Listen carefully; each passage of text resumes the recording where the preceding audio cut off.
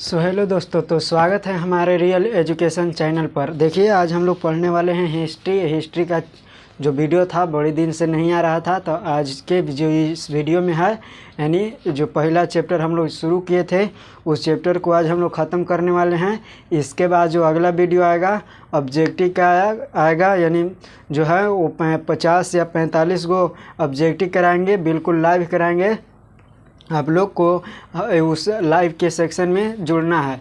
तो आज के इस वीडियो में हम लोग क्या करेंगे, सबसे पहले इसको ख़त्म करेंगे चैप्टर को, उसके बाद फिर ऑब्जेक्टिव कराएंगे और फिर किताब का जितने भी सब्जेक्टिव है वो सारे चीज़ हम लोग करवाएंगे।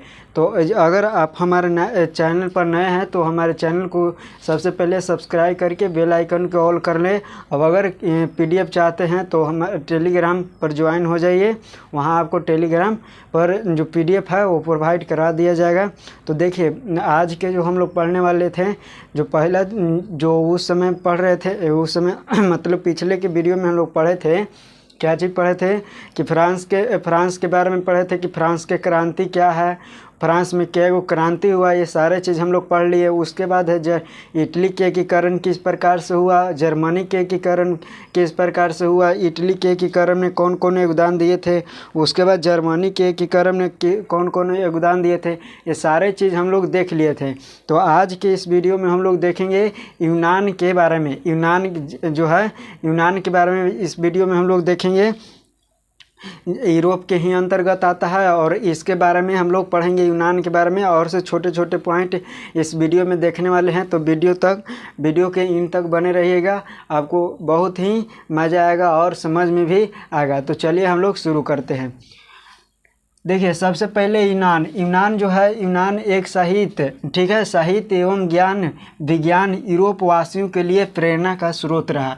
क्या रहा? जो यूनान है, यूरोप वासियों के जितने भी यूनान के लोग रहते थे, वहाँ पे यूनान के लोग रहते थे, वहाँ पे के लोगों को क्या हुआ, जो यूरोप में जितने भी लोग रहते थे, यूनान से बहुत प्रेरणा लिए हैं। यानी क्या लिए हैं? प्रेरणा लिए हैं। यहाँ पे बहु साहित्य मतलब कविता, कहानी, ये सारे कला के माध्यम से वहाँ पे जो है यूनानियों को क्या किया, प्रेरणा मिला है। ज्ञान के बारे में, ज्ञान यहाँ से मिला है, यूनान से क्या मिला है, ज्ञान मिला है। यूरोप वासियों को ये बहुत यानी प्रेरणा दिया है। कौन? यूनान। पहला ये पॉइंट हुआ कि यूनान जो है, यूनान जो है साहित्य एवं विज्ञान का ये क्या रहा है, यूनान वासियों के लिए प्रेरणा स्रोत रहा है। किसके लिए? तो यहाँ पे यूरोप में राष्ट्रवाद के लिए उदय करने में, उदय करने में, यानी राष्ट्रवाद के भावना को क्या करने में, उदय करने में। उसके बाद जो दूसरा है यूनान को यूरोपीय सभ्यता का पालन भी कहा जाता है। यूनान यूरोपीय सभ्यता के, यूरोपीय जो वहाँ पे के सभ्यता था, ठीक है, वहाँ के पुराने जो सभ्यता था, संस्कृति था, वो क्या कहा जाता है, यूनान के यूरोपियों को सभ्यता का पालन कहा जाता है।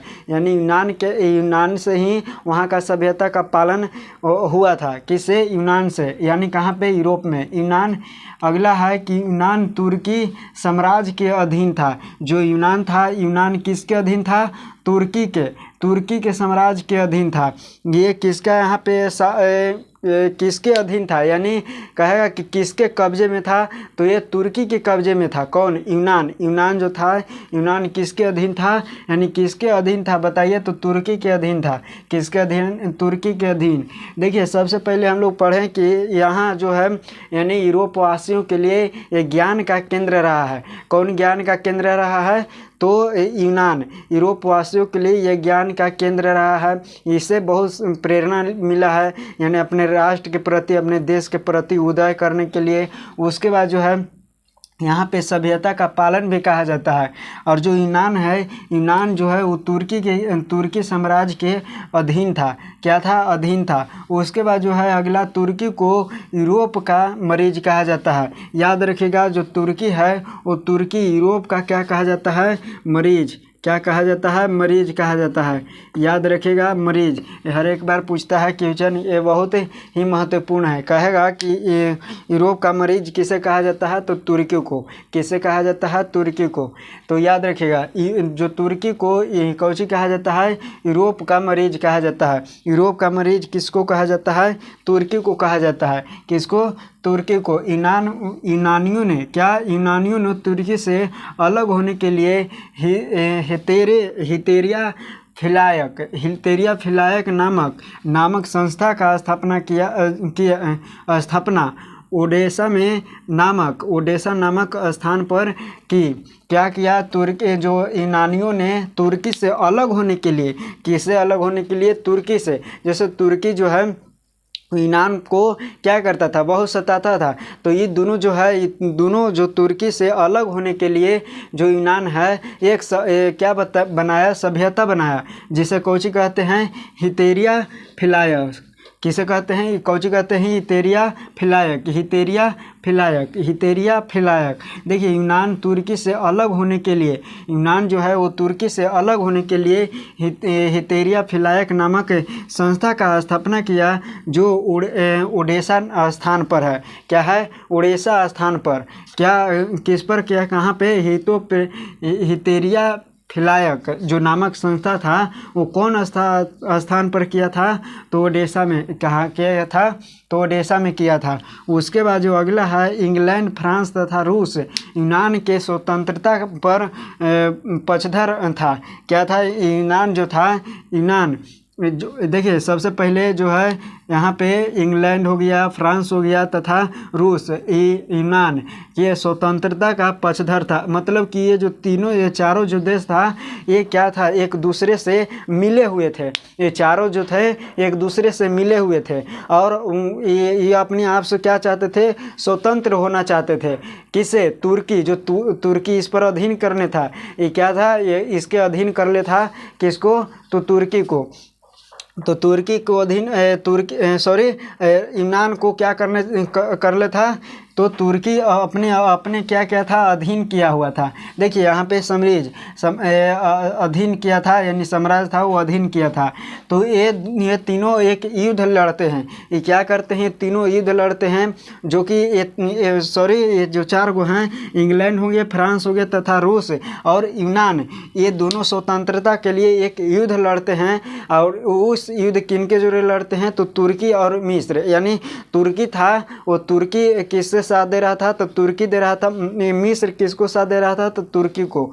किसे? तुर्की को। तो तुर्की जो है वो तुर्की, मिस्र, ये दोनों क्या करते हैं? ये मिलकर, और ये चार गो जो देश था, ये चारों से क्या करता था? युद्ध किया था, जिसे जो ये है ये बुरी तरह से क्या हो गया था? हार गया था। तो चलिए आगे हम लोग देखते हैं कि इंग्लैंड, फ्रांस तथा रूस यूनान के स्वतंत्रता का पक्षधर था। क्या था? पक्षधर था। यानी जो तीनों देश था यूनान के स्वतंत्रता, यानी जो यूनान के क्या था? यूनान के स्वतंत्रता के लिए क्या था? पक्षधर था। देखिए 1821 ईस्वी में अलेक्जेंडर, याद रखिएगा, 1821 ईस्वी में अलेक्जेंडर यानी चिपसिलांती, क्या है? चिपसिलांती के नेतृत्व में, ये अलेक्जेंडर चिपसिलांती के नेतृत्व में यूनान में विद्रोह शुरू हुआ। इसके नेतृत्व में क्या हुआ? जो है यूनान में क्या हुआ? विद्रोह उत्पन्न हुआ। विद्रोह उत्पन्न हुआ कब? तो 1821 ईस्वी में। कब उत्पन्न हुआ? 1821 ईस्वी में। किसके? ये यूनान के। यानी सारे चीज़ चल रहा है किस पर? यूनान पर ये चल रहा है। किस पर? यूनान पर। यूनान के बारे में हम लोग पढ़ रहे हैं, जो कि यूनान जो है वो यूनान को क्या करना है? स्वतंत्र करना है। यूनान भी जिस प्रकार से जर्मनी का एकीकरण हम लोग किए, उसी प्रकार से इटली का एकीकरण किए। और आगे हम लोग यूनान के जो है, यूनान को हम लोग अब स्वतंत्र कर रहे हैं। यानी देखिए आज जो है इस वीडियो में यूनान को और छोटे छोटे देश है उसको क्या करेंगे? एक में करेंगे। तो 1821 ईस्वी में जो अलेक्जेंडर चिपसिलांत के नेतृत्व में यूनान में क्या उत्पन्न हुआ? विद्रोह उत्पन्न हुआ। क्या उत्पन्न हुआ? विद्रोह शुरू हुआ। अब उसके बाद जो हुआ 1827 में लंदन में क्या हुआ लंदन में 1827 ईस्वी में लंदन में एक सम्मेलन हुआ। क्या हुआ सम्मेलन, जिसमें इंग्लैंड और फ्रांस और रूस और उसके साथ भी तुर्की के खिलाफ, क्या तुर्की के खिलाफ ये तीनों जो थे एक सम्मेलन बैठाया गया। कहाँ पे, लंदन में। कहाँ पे, लंदन में। कब बैठाया गया था, तो 1827 ईस्वी में। 1827 ईस्वी में लंदन में एक सम्मेलन हुआ, जिसमें जो इंग्लैंड था, फ्रांस था और रूस था, ये तीनों एक वो में था। क्या था, तीनों एगो में था। तीनों एगो में था। कौन कौन, तो इंग्लैंड था। क्या था, इंग्लैंड था, फ्रांस था, उसके बाद जो रूस था, कौन था, रूस। तो याद रखिएगा ये तीनों जो था वो तीनों एगो में था और इसके खिलाफ ये क्या बैठाया था, सम्मेलन बैठाया था तथा यूनान के समर्थन में संयुक्त कार्रवाई करने के निर्णय लिया। अब देखिए जो है इसके यूनान के समर्थन में ये तीनों जो देश है, इंग्लैंड, फ्रांस और रूस, ये तीनों जो है इनके क्या समर्थन में जो है वो क्या करना चाहते थे, कार्रवाई करने का एक निर्णय यानी स्वतंत्र करने का एक निर्णय लिए। कौन लिया, तो इंग्लैंड और फ्रांस और तथा रूस। किसे तो तुर्की से। किसे, तुर्की के खिलाफ। कहता ना कि तू हमको आगे आँख दिखाया तो कोची, यानी तू हमारे आगे आँख, मतलब हमको आगे आँख दे रहा है, यानी उसके मतलब क्या हुआ कि हमको खिलाफ खड़ा है। क्या है, खड़ा है यानी खिलाफ है। तो इसके खिलाफ है, किसके खिलाफ है, यानी इंग्लैंड, फ्रांस तथा रूस किसके समर्थन था, यूनान के। किसके खिलाफ में था, तो तुर्की के खिलाफ में। याद रखिएगा। देखिए निर्णय लिया तीनों की संयुक्त सेनाओं नवारियों के खड़ी में तुर्की के खिलाफ एकत्र हुआ। अब दोनों के सेनाओं क्या हुआ, नवारियों की खड़ी में खाड़ी में। याद रखिएगा जो है क्या है, एक जगह का नाम है, नवारियों के खाड़ी में जो है वो तुर्की के सेनाएं जो था वो उसके खिलाफ खड़ा हुआ। जो तीनों के सेना था, तीनों के संयुक्त सेना था, वो तीनों के संयुक्त किसके खिलाफ, तो तुर्की के खिलाफ। किसके खिलाफ, तुर्की के खिलाफ एकत्र हुआ। कहाँ पे एकत्र हुआ, तो नवारियों की खाड़ी में हुआ। और युद्ध में मिस्र और तुर्की, बताए थे पहले भी बताए, जो मिस्र है और तुर्की ये दोनों बुरी तरह से क्या हो जाता है, पराजित हो जाता है। इस तरह से जब पराजित हो जाता है तो आगे जो है वो क्या हो जाता है, यूनान पूरी तरह से स्वतंत्र हो जाता है। क्या हो जाता है, स्वतंत्र हो जाता है। चलिए देखिए आपको अब हम लोग फिर से देख लेते हैं, जल्दी हम लोग देख लेते हैं, उसके बाद जो है आगे हम लोग चलेंगे। तो पहला हम लोग बताएं कि ये जो है यूनान जो है, यूनान यह एक कला यानी कला और संस्कृति जो है, यानी क्या है, कला और साहित्य कला और साहित्य विज्ञान के लिए एक यूनान वासियों के लिए ज्ञान का केंद्र रहा है। क्या ज्ञान का केंद्र या प्रेरणा स्रोत रहा है, कौन, तो यही यूनान। उसके बाद जो बताएं कि यूनान को यूरोप सभ्यता का पालन भी कहा जाता है। यूरोप का अगर सभ्यता का पालन हुआ है तो यूनान ने ही किया है। कौन किया है, यूनान ने ही किया है। यूरोप का सभ्यता का पालन कौन किया है, यूनान ने ही किया है। उसके बाद जो है ये तुर्की को यूरोप का मरीज कहा जाता है, और तुर्की जो है इसमें यूनान में ही आया है, तो तुर्की को यूरोप का मरीज कहा जाता है। उसके बाद जो अगला है तुर्की के यूनानियों तुर्की से अलग होने के लिए हितेरिया फिलायक नामक एक संस्था का स्थापना ओडेसा नामक स्थान पर किया। क्या किया, एक जो है यूरोप जो यूनानियों ने तुर्की से अलग होने के लिए, किससे अलग होने के लिए, तुर्की से अलग होने के लिए एक संस्था का निर्माण किया ओडेसा में, जिस संस्था का नाम था हितोरिया फिलायक। क्या नाम था, हितोरिया फिलायक। उसके बाद जो है अगला है इंग्लैंड, फ्रांस तथा रूस। इंग्लैंड, फ्रांस तथा रूस जो है, इंग्लैंड, फ्रांस और रूस है इंग्लैंड, फ्रांस तथा रूस है, ये तीनों क्या चाहते थे कि यूनान स्वतंत्र हो जाए। क्या हो जाए? स्वतंत्र हो जाए। यानी उसके पक्षधर थे। 1821 ईस्वी में अलेक्जेंडर चिपसलांती के नेतृत्व में यूनान में विद्रोह शुरू हुआ। क्या हुआ? यूनान में जो है वो विद्रोह शुरू हो गया। उसके बाद 1827 ईस्वी में लंदन में एक सम्मेलन का आयोजन किया गया, यानी सम्मेलन हुआ जिसमें इंग्लैंड, फ्रांस तथा जो तुर्की है, इंग्लैंड, फ्रांस और तथा रूस है, वो किसके खिलाफ है? तुर्की के खिलाफ आवाज़ उठाया और यूनान के समर्थन किया। क्या किया? समर्थन करने का निर्णय लिया। उसके बाद जो है तीनों के संयुक्त सेनाओं नवारियों की खाड़ी में तुर्की के इस खिलाफ क्या हुआ? एकत्र हुआ। जो है तीनों के सेनाओं है, तीनों मतलब इंग्लैंड, फ्रांस और रूस के तीनों के संयुक्त सेना है, वो तीनों के संयुक्त सेना जो है तुर्की के खिलाफ क्या हुआ? एकत्र हुआ। उसके बाद जो लास्ट में क्या होता है? मिस्र और तुर्की बुरी तरह से पराजित हो जाता है, यानी हार जाता है। तो चलिए हम लोग आगे अब इसके बारे में हम लोग आगे देखेंगे। चलिए देखिए हम लोग आगे अब चलते हैं और देखते हैं आगे। तो देखिए यूनान के जो था वो पूरी तरह से स्वतंत्र नहीं हुआ। जैसे तुर्की और मिस्र जो था वो दोनों से तो जीत लिया, यानी दोनों से तो विजय प्राप्त कर लिया, लेकिन फिर भी वहाँ पे जो एक और जो शासक था, यानी क्या था? एड्रियानोपल की संधि में संधि हुई, जिसके तहत यूनान को क्या कर दिया गया? स्वायत्तता दिया गया। स्वायत्तता मतलब क्या होता है? तो उसको करने के सारे चीज़ अधिकार है, लेकिन फिर भी हमको उस पर क्या है? अधिकार है। यानी तुम स्वतंत्र हो गया है, लेकिन फिर भी तुमको पर अधिकार है। तुमको जो करना है वो करो, लेकिन फिर भी हम तुम पर अधिकार हैं। जब चाहे तब हम तुमको अपना अधिकार, तुम्हारा अधिकार हम छीन सकते हैं। यानी स्वतंत्रता मतलब कि पूरी तरह से अभी भी स्वतंत्र नहीं हुआ। यानी जो है 1829 में एड्रियानोपल की संधि हुई। कहेगा कि 1829 में किसका संधि हुआ? तो एड्रियानोपल की संधि हुई, जिसके तहत यूनान को स्वतंत्रता यानी स्वायत्तता दिया गया। कुछ दिया गया? स्वायत्तता दिया गया। उसके बाद जो है 1832 के कुस्तुतुनिया की संधि के द्वारा 1832 में जो है वो कुस्तुतुनिया की संधि हुई। क्या हुआ? 1832 में कुस्तुतुनिया की संधि हुआ। उस संधि में यूनान को पूरी तरह से क्या कर दिया गया? स्वतंत्र राष्ट्र घोषित कर दिया गया। पूरी तरह से क्या कर दिया गया? स्वतंत्र राष्ट्र घोषित कर दिया गया।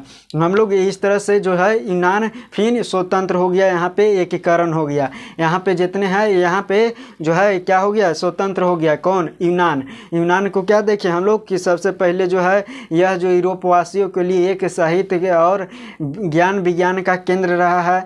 यह इस पर किसका अधिकार था? तो तुर्की का अधिकार है। लेकिन इसको कौन अपने जो अधीन किए हुए थे या इसको स्वतंत्र करने के लिए तीन गो देश था जो था फ्रांस था, उसके बाद जो रूस है, इंग्लैंड था, ये तीनों था। तो इसको पूरी तरह से फिर एक युद्ध होता है और इस युद्ध में जो है क्या करता है? तुर्की मिस्र को, यानी जो मिस्र है वो तुर्की को साथ दे रहा था। अब एखनी 4 गो देश था, तो एखनी चारों देश मिलकर और जो है वो तुर्की को क्या कर देता है? पराजित कर देता है।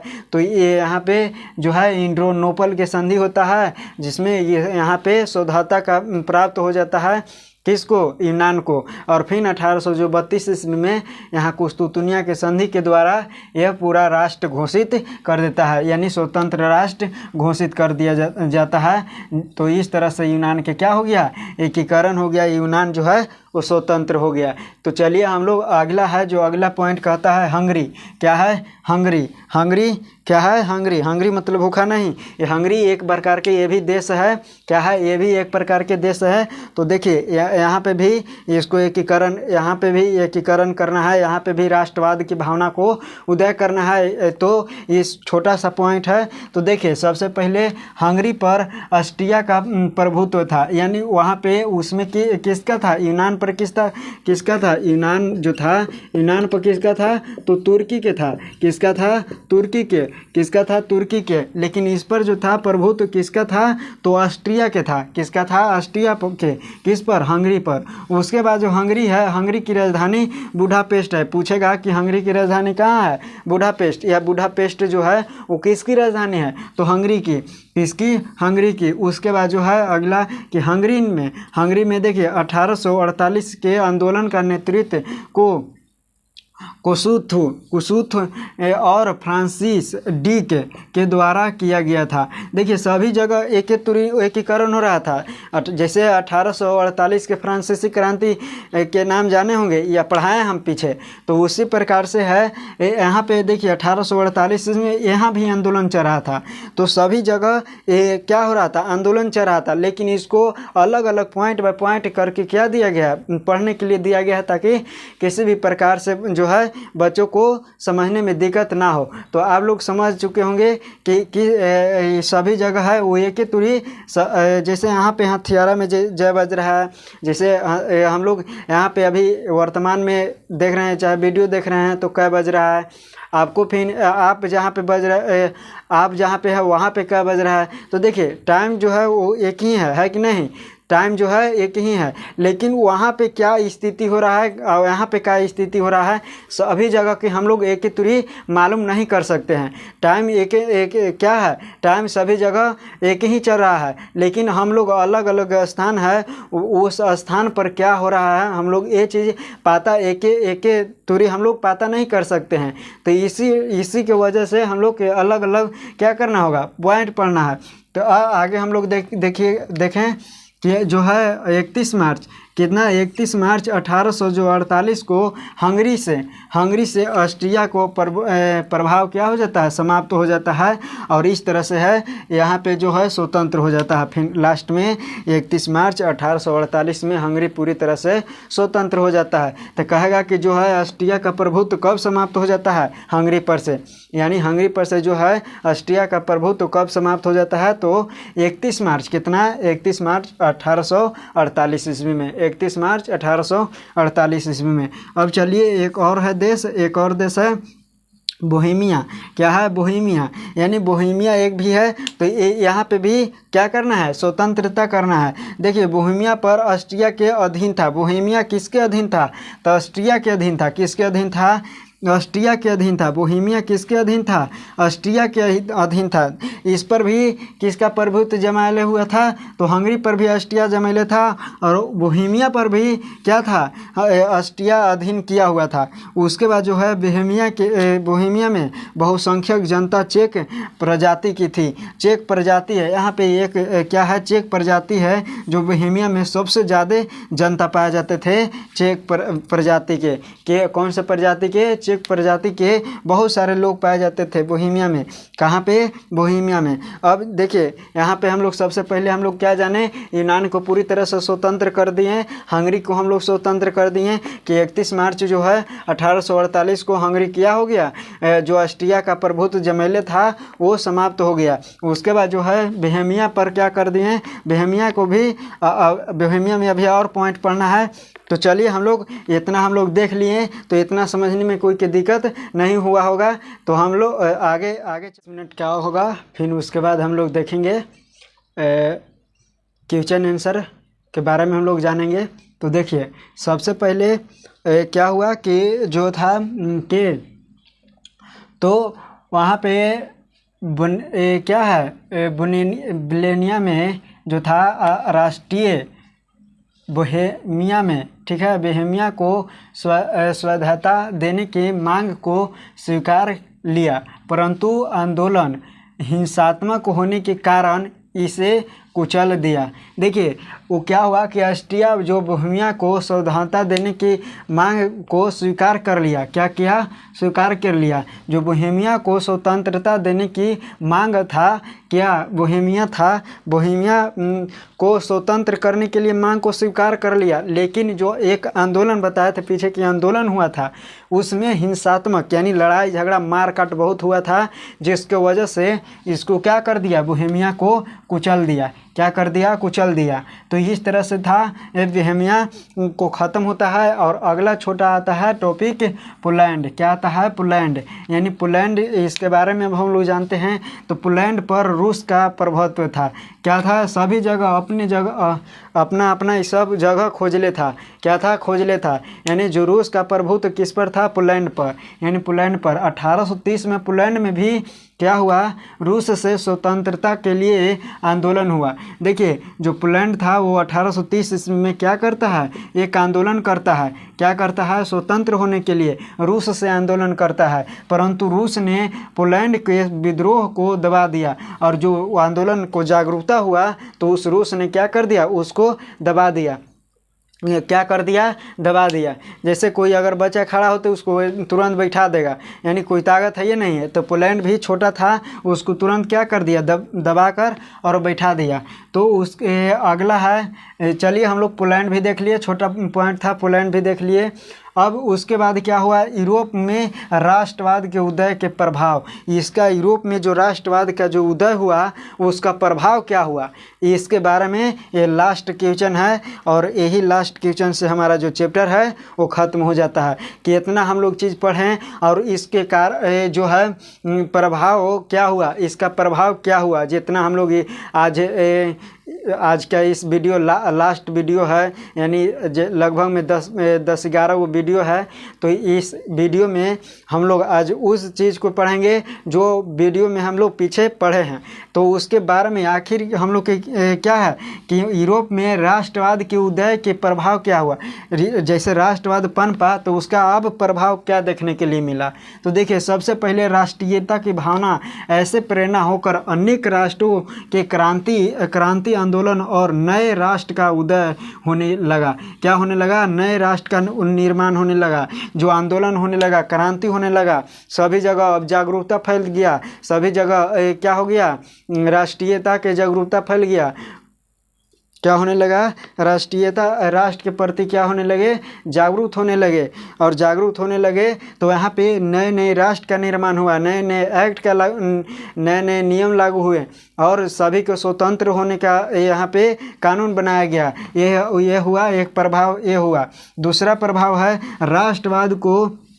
राष्ट्रवाद का जो है प्रभाव एशिया अफ्रीका के उपनिवेशों पर भी पड़ा। देखिए उपनिवेश मतलब क्या होता है, जब बड़े राज्य किसी छोटे राज्य को क्या करता है, उसको अपना अधीन कर ले रहता है तो उसी को उपनिवेश कहते हैं। क्या कहते हैं, उपनिवेश, यानी अपना अधिकार जमाना।